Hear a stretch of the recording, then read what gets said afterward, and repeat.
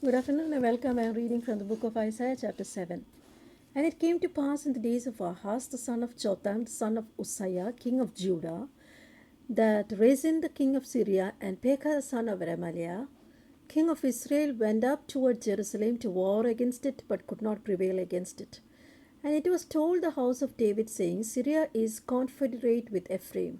And his heart was moved, and the heart of his people as the trees of the wood are moved with the wind. Then said the Lord unto Isaiah, Go forth now to meet Ahaz, thou and Shear-jashub thy son, at the end of the conduit of the upper pool in the highway of the fuller's field.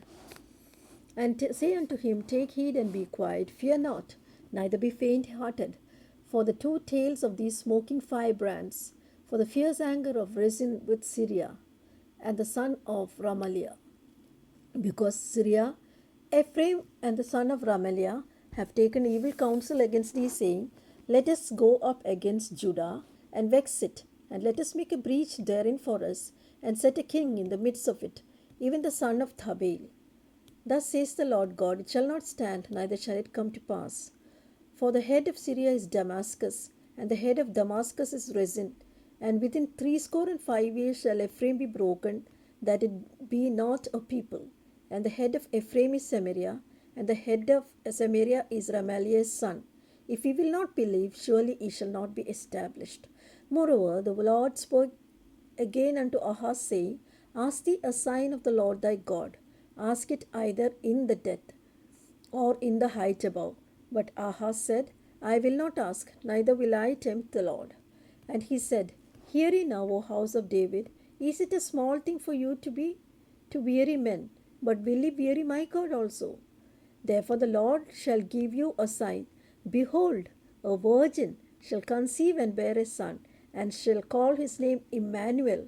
Butter and honey shall he eat, that he may know to refuse the evil and choose the good. For before the child shall know to refuse evil and choose good, the land thou abhorrest shall be forsaken of both her kings. The Lord shall bring upon thee, and upon thy people, and upon thy father's house, days that have not come from the day that Ephraim departed from Judah, even the king of Assyria. And it shall come to pass in that day, that the Lord shall hiss for the fly that is in the uttermost part of the rivers of Egypt, and for the bee that is in the land of Assyria. And they shall come, and shall rest all of them in desolate valleys, and in the holes of the rocks, and upon all thorns, and upon all bushes. In the same day shall the Lord shave with a razor that is hired, namely, by them beyond the river, by the king of Assyria the head, and the hair of the feet, and it shall also consume the beard.